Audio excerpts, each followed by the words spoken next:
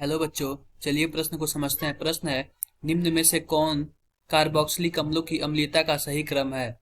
विकल्प ए दिया हुआ है, कुछ इस प्रकार दिया हुआ है। विकल्प ए दिया हुआ फर्स्ट और सेकंड, विकल्प बी दिया हुआ फर्स्ट और थर्ड, विकल्प सी दिया हुआ सेकंड और थर्ड, और विकल्प डी दिया हुआ फर्स्ट सेकंड और थर्ड।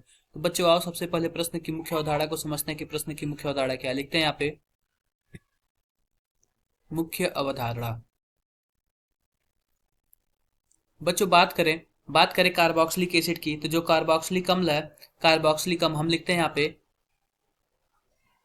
कार्बोक्सिलिक कार्बोक्सिलिक अम्ल अम्ल अत्यधिक होगा अत्यधिक होगा जब संयुग्मी क्षार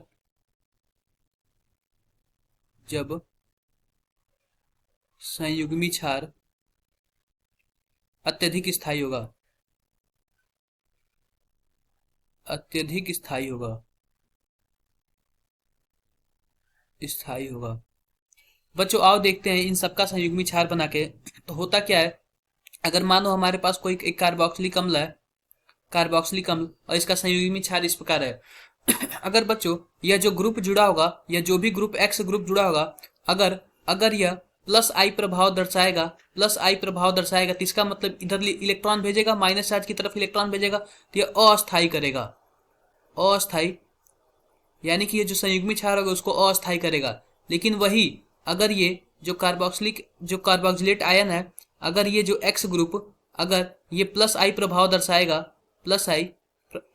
माइनस आई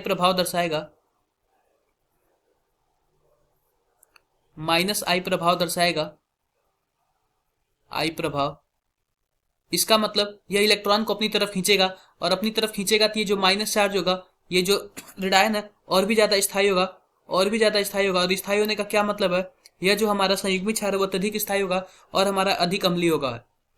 अधिक अम्लीय होगा अधिक अम्लीय।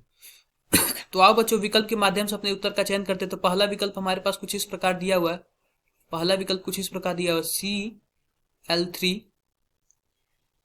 COOH ज्यादा है Cl2 CHCOOH, ये ज्यादा है ClCH2COOH। बच्चों बात करें कार्बन की, तो एक दो सब में दो कार्बन है और सब में दूसरे कार्बन पे क्लोरीन लगा है। तो बच्चों क्लोरीन जो होता है यह माइनस आई प्रभाव दर्शाता है। क्लोरीन जो है माइनस आई प्रभाव दर्शाता है, और माइनस आई प्रभाव का मतलब यह होता है कि यह इलेक्ट्रॉन को अपनी तरफ खींचता है। जब अपनी तरफ खींचेगा तो यह अत्यधिक स्थायी होता जाएगा कार्बोक्सिलेट आयन। इस प्रकार यह अत्यधिक स्थायी, क्योंकि इसमें 3 क्लोरीन लगा हुआ है, इसमें 2 क्लोरीन लगा हुआ है और इसमें 1 क्लोरीन लगा हुआ है। तो मतलब जिसमें 3 क्लोरीन लगा है वो अत्यधिक तीव्रता से इलेक्ट्रॉन को खींचेगा और इसको कार्बोक्सिलेट आयन को स्थायित्व बनाएगा। यानी पहला विकल्प तो सही है, पहला विकल्प सही है।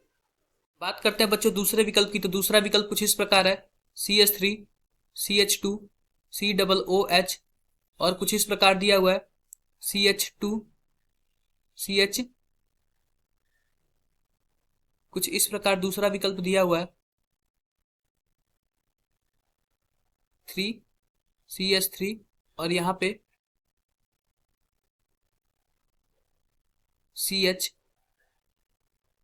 जिस प्रकार दिया COOH, और तीसरा विकल्प कुछ इस प्रकार दिया हुआ है। तीसरा विकल्प इस पे 3 कार्बन दिए हुए हैं, कार्बन पे 3 कार्बन दिए हुए हैं और ये COOH है। इस प्रकार बच्चों हम देख सकते हैं कि यहाँ पे 3 कार्बन है। तो इससे क्या होगा, इससे यह होगा कि यहाँ पे जो कार्बोक्सिलेट आयन बनेगा, यहाँ पे जो ऋणायन बनेगा, वो इसको तीव्रता से प्लस आई प्रभाव से इसको इलेक्ट्रॉन देंगे, और ये कार्बोक्सिलेट आयन को अस्थायी करेगा। अब बच्चों इसमें देखें, इसमें कम ही कार्बन है, इसमें केवल 2 ही कार्बन है। कार्बोक्सिलेट के बाद इसमें 3 कार्बन है और इसमें 4 कार्बन है। तो बच्चों ये 2 कार्बन है, तो ये भी प्लस आई प्रभाव दिखाएगा, लेकिन जो इसकी तुलना में ये कम प्लस आई प्रभाव दिखाएगा, तो जिसकी वजह से ये अधिक अम्लीय होगा। अधिक अम्लीय होगा। इस प्रकार यह भी हमारा विकल्प सही है। अब बच्चों तीसरा देखते हैं, तीसरा किस प्रकार है। तीसरा कुछ इस प्रकार है, सब में दो दो कार्बन जुड़े हुए हैं और सब में दो दो कार्बन कुछ इस प्रकार जुड़े हैं। हम बना लेते हैं। तीसरा कुछ इस प्रकार है, COOH C, यहाँ पे भी है COOH COOH। यहाँ पे बच्चों दो हाइड्रोजन है और यहाँ पे भी दो हाइड्रोजन है और एक क्लोरीन है, कुछ इस प्रकार है।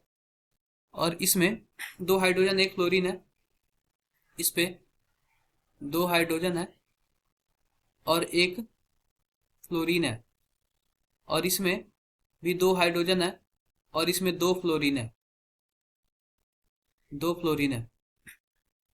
तो बच्चों जो फ्लोरीन होता है वो अत्यधिक विद्युत ऋणात्मक तत्व होता है, जिसकी वजह से ये दो दो फ्लोरीन लगा है। इसका मतलब ये बहुत ही ज्यादा माइनस आई प्रभाव शो करेंगे और जिसकी वजह से ये जो माइनस चार्ज बचेगा उसको अत्यधिक स्थायी प्रदान करेंगे।